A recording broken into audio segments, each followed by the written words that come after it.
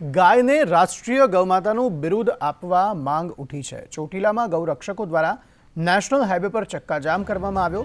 Rajkot Ahmedabad national highway ચક્કાજામ કરાયો છે અને પોલીસે વિરોધ પ્રદર્શન કરતા 22 લોકોની અટકાયત કરી છે। ચોટીલામાં ગૌરક્ષકો દ્વારા ગાયને રાષ્ટ્રીય ગૌમાતાનું બિરુદ મળે તેને લઈને વિરોધ કર્યો હતો। હાઈવે પર ચક્કાજામ તેમણે કર્યો હતો। આ ચક્કાજામ દરમિયાન અને વિરોધ કરતા જે શખ્સો હતા તેવા 22 લોકોની પોલીસે અટકાયત કરી છે અને વધુ તપાસ હાથ ધરી છે। અહીં ચક્કાજામ કરાતા વાહનોની લાંબી કતારો લાગી હતી। આજે ભારતની અંદર ગૌ માતાની કતલેઆમ થઈ રહી છે ત્યારે આદિગુરુ શંકરાચાર્યો ચારે પીઠના દ્વારા આજ રોજ 10 મિનિટ માટે ભારત બંધનું એલાન કરવામાં આવ્યું હતું। રાષ્ટ્રીય માતા જાહેર થાય અને ભારતમાં ગૌ હત્યા મુક્ત કાનૂન બને એવી ભારત સરકાર પાસે અમારી માંગણી છે।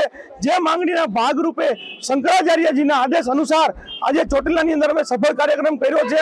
અહીં ગૌ માતાની કતલેઆમ રોકવામાં આવે એ જ માંગણી છે, આ સિવાય અમારી કોઈ માંગણી નથી।